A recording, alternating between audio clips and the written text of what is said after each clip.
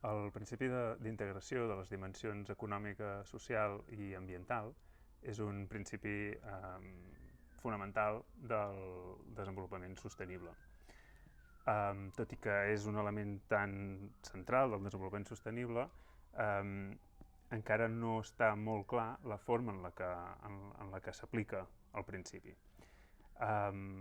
Aquest llibre, The Principle of Integration in International Watercourses Cooperation Regimes, examina aquesta qüestió, precisament la qüestió de l'aplicació del principi d'integració, en un àmbit concret del dret internacional públic, com és el dret dels cursos d'aigua internacionals.